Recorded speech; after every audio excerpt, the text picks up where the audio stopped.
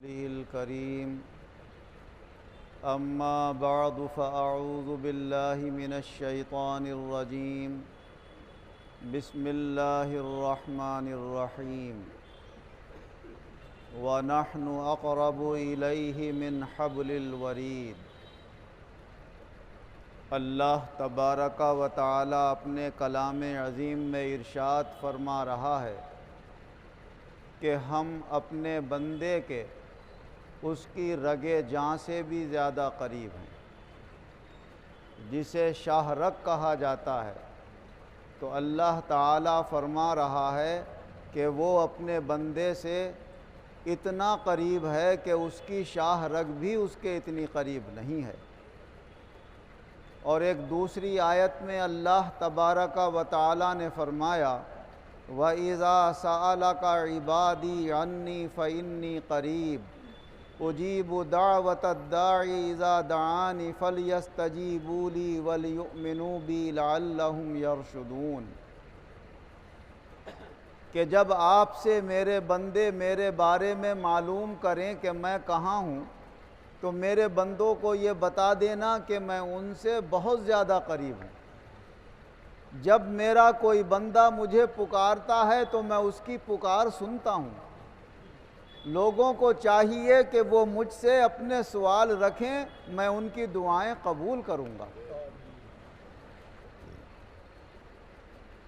اور جب میرے بندے اس طرح مجھ سے ہی سب کچھ مانگیں گے تو وہ یقیناً ہدایت پانے والے ہوں گے اور رشد پانے والے ہوں گے، رشد و ہدایت کے اوپر قائم رہیں گے۔ حضور نبی اکرم صلی اللہ علیہ وسلم نے حدیث پاک میں ارشاد فرمایا کہ اے اللہ کے بندو، چاہے کوئی چھوٹی چیز ہو یا بڑی چیز ہو، جو مانگنا ہے اپنے مولا سے مانگو، وہ ہر چھوٹی بڑی چیز عنایت فرمانے پر قادر ہے۔ فرمایا اگر تمہارے جوتے کا تسمہ ٹوٹ جائے، یا جسے ہم کہتے ہیں ہوائی کی بدی ٹوٹ جائے، تو فرمایا وہ بھی اللہ سے مانگو، اللہ تعالیٰ ہی عطا فرمانے والا ہے۔ تو پہلے زمانے میں چمڑے کے جوتوں میں جو پاؤں میں روکنے کے لیے بدیاں لگائی جاتی تھیں چمڑے کی، انہیں تسمہ کہتے تھے، اور ہم جو ہوائی کے اندر لگاتے ہیں اسے بدی کہتے ہیں۔ تو اس کا مقصد یہ ہے کہ معمولی سے معمولی چیز بھی اللہ کی شان اگرچہ بہت اعلیٰ ہے، بندہ سوچے کہ اس سے تو ہم بڑی بڑی نعمتیں مانگیں گے، چھوٹی چھوٹی نعمتیں، کوئی چھوٹی قدرت والا ہو تو لا اس سے مانگ لے۔ تو فرمایا یہ ایمان والوں کے ایمان کا تقاضا نہیں ہے، یہ تو دوسرے لوگوں کا طریقہ ہے کہ بہت سارے چھوٹے بڑے خدا انہوں نے بنا لیے کہ لاؤ چھوٹی چھوٹی مرادیں چھوٹے خداؤں سے پوری کرا لیں اور بڑی بڑی مرادیں بڑے خداؤں سے۔ فرمایا تمہارا خدا، تمہارا رب، تمہارا خالق اور مالک بس ایک ہے، وہی ہر طرح کی نعمت عطا فرمانے والا ہے، جو مانگو اپنے مولا سے مانگو۔ البتہ مانگنے کے طریقے الگ الگ ہیں۔ اگر ہم اللہ سے براہ راست مانگیں، ڈائریکٹ مانگیں کہ اے اللہ تو ہمیں عطا فرما دے، تو اللہ جب بھی عطا فرما دے گا۔ اور اگر ہم سے کوئی مانگنے کا طریقہ نہیں بھی آتا ہو، پھر بھی کہ مولا ہم سے مانگنا نہیں آتا، ہماری زبان پہ ایک دم آ رہا ہے ہمارا یہ کام کر دے، اللہ قادر مطلق ہے، وہ جب بھی کر دے گا۔ مگر جو طریقہ ہمیں اللہ رب العزت نے سکھایا، اگر اس طریقے سے مانگیں گے تو بڑی جلدی اور آسانی سے مل جائے گا۔ جو طریقہ ہمیں نبی اکرم صلی اللہ علیہ وسلم نے سکھایا، اگر اس کے طریقے سے مانگیں گے تو بڑی آسانی سے اللہ کی نعمتیں حاصل ہوں گی اور منزل مقصود تک آدمی بڑی آسانی سے پہنچ جائے گا۔ حضور نبی اکرم صلی اللہ علیہ وسلم نے تو مانگنے کا یہ طریقہ سکھایا۔ فرمایا جب اللہ سے مانگا کرو تو پہلے اللہ کی تعریفیں بیان کیا کرو، پڑھا کرو سبحان اللہ والحمد للہ ولا الہ الا اللہ واللہ اکبر۔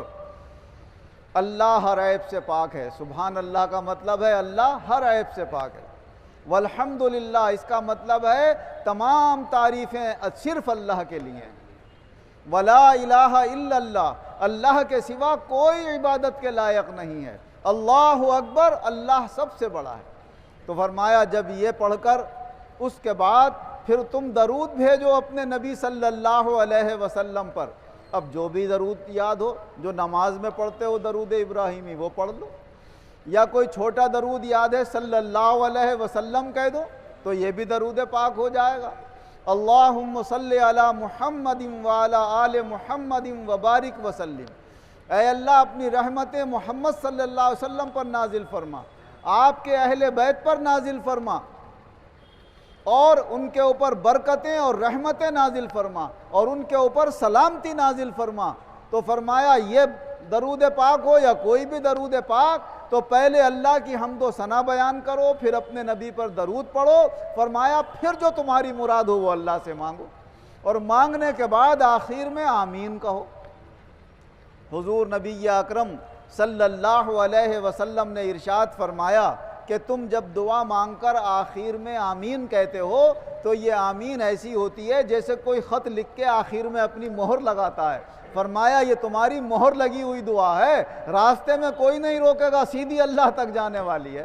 جیسے خط لگا ہوا مہر لگا ہوا خط جس کو بھیجا جاتا ہے اسی کو کھولنے کا حق ہوتا ہے، دوسرے کو کھولنے کا حق نہیں ہوتا۔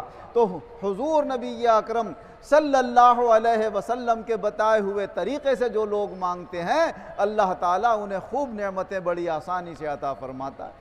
اور فرمایا اگر تم وقتوں کا لحاظ کر کے مانگو گے تو اور زیادہ آسانی سے ملے گا۔ فرمایا جب سورج غروب ہو رہا ہوتا ہے، مغرب کی اذانیں شروع ہو جاتی ہیں تو اس وقت دن جا رہا ہوتا ہے اور رات آ رہی ہوتی ہے۔ جب حالات کے پلٹنے کا وقت ہوتا ہے اس وقت اللہ سے مانگو، تب بھی اللہ تعالیٰ خوب عطا فرماتا ہے۔ وہ تمہاری زندگی کے حالات پلٹ دیتا ہے، پریشانیوں کی حالات کو پلٹ کر اچھائیوں کے حالات پیدا کر دیتا ہے، اور کہتا ہے میرے بندو یہ وقت ہے مجھ سے مانگنے کا، مانگ لو۔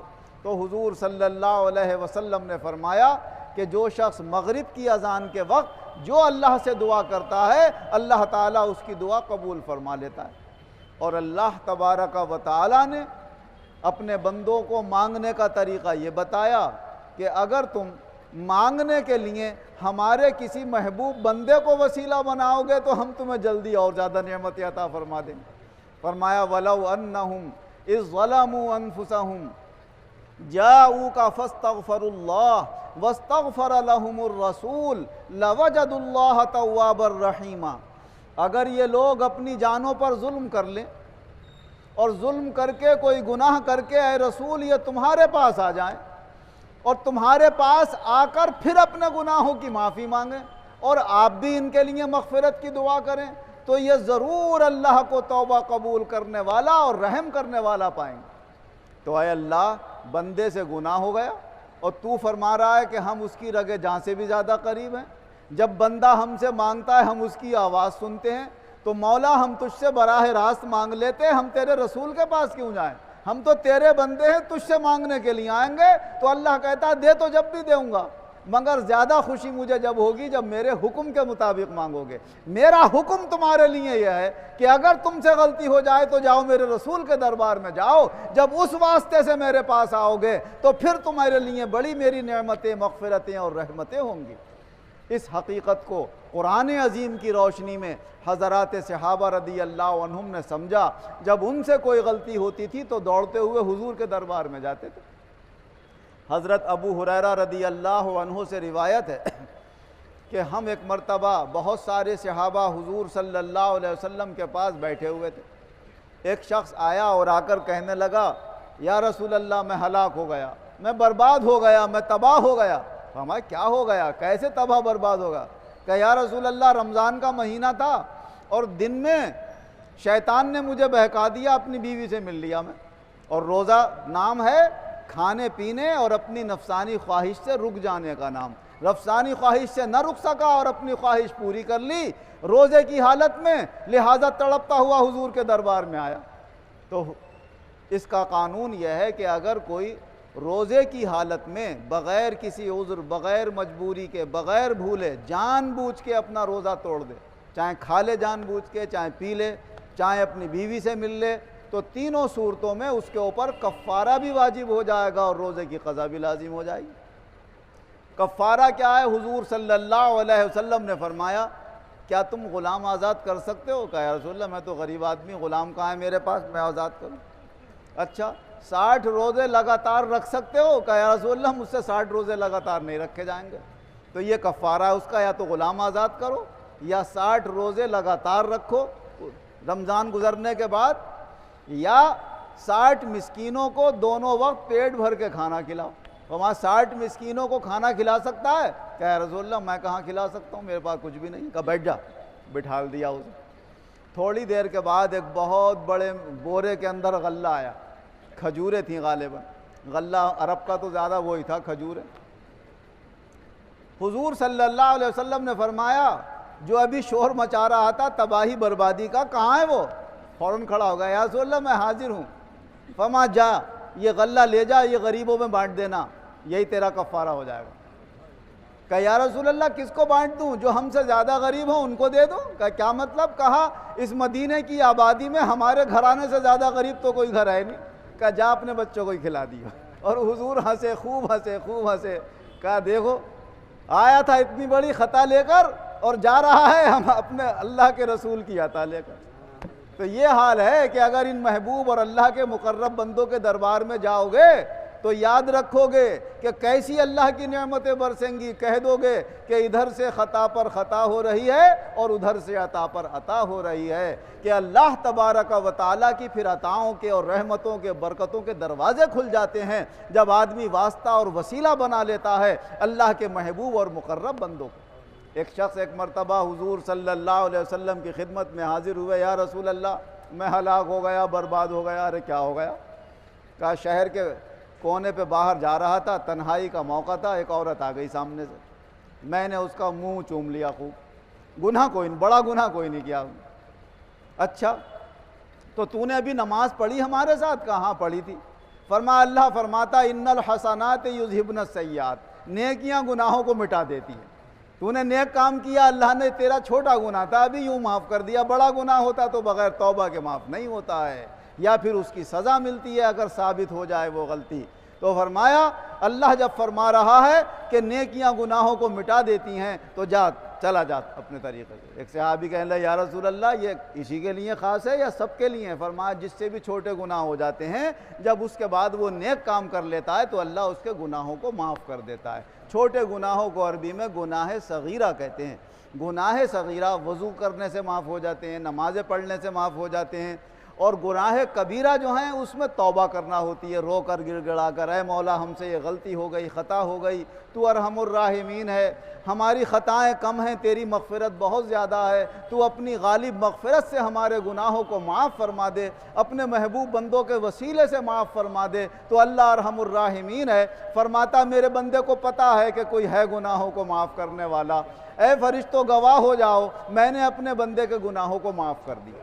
تو اللہ ارحم الراحمین ہے، اپنے بندوں کے گناہوں کو بھی بخشتا ہے، وہ تمام کائنات کا مالک ہے، اپنے خزانوں سے بندوں کو عطا بھی فرماتا ہے، لیکن اللہ اور اس کے رسول کے بتائے ہوئے طریقوں سے جب گناہوں کی معافی مانگی جائے، اللہ سے اس کی نعمتیں مانگی جائیں تو یہ زیادہ آسانی سے اور جلدی حاصل ہو جاتی ہیں۔ اللہ ہمیں وہ طریقے سیکھ کر اپنانے کی توفیق عطا فرمائے اور اپنے دربار سے ہمیں دینی دنیاوی نعمتیں بھی عطا فرمائے اور ہمارے گناہوں کی مغفرت بھی فرمائے۔ آمین وآخر دعوانا ان الحمدللہ رب العالمین۔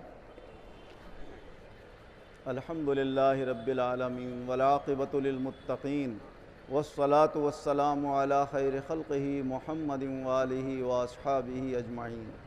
اے اللہ ہمارے گناہوں کو معاف فرما، آئندہ گناہوں سے بچنے کی توفیق عطا فرما، خاص طور سے ہمارے ایمانوں میں اور قوت، مضبوطی اور روشنی پیدا فرما، ہمارے عقائد کو درست فرما، شیطان کے وسوسوں سے، نفس کے شرارت سے، فاسد خیالات سے، بدگمانیوں سے ہماری حفاظت فرما۔ اے اللہ سب بیماروں کو شفا عطا فرما، قرض داروں کو قرضوں سے نجات عطا فرما، بے روزگاروں کو اچھے روزگار عطا فرما، جو برسر روزگار ہیں ان کے روزگاروں میں خیر و برکت اور ترقیاں عطا فرما، جب خاتمہ فرما بآسانی ایمان و عزت کے ساتھ فرما، دنیا اور آخرت دونوں جہان میں ایمان و عزت کے ساتھ شاندار کامیابی ہم سب مسلمانوں کو عطا فرما۔ آمین بجاہ نبی کریم۔